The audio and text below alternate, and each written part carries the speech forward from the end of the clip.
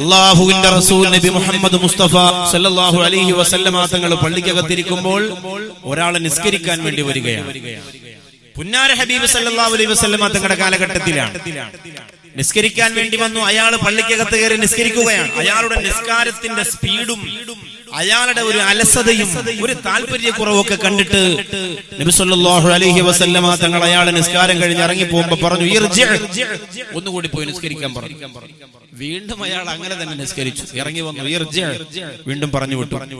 അയാളുടെ നിസ്കാരത്തിന് മാറ്റം കാണുന്നില്ല എന്ന് കരുതിയപ്പോൾ അല്ലാഹുവിന്റെ ഹബീബ് സല്ലല്ലാഹു അലൈഹി വസല്ലമ തങ്ങൾ പറഞ്ഞു, ഇങ്ങനെ നിസ്കരിക്കുന്ന രീതിയിലാണ് നീ മരിക്കുന്നതെങ്കിൽ നിസ്കാരമില്ലാത്തവനായിട്ട് നീ മരിച്ചു പോകുമെന്ന് അല്ലാഹുവിന്റെ ഹബീബ് നബി മുഹമ്മദ് മുസ്തഫ സല്ലല്ലാഹു അലൈഹി വസല്ലം.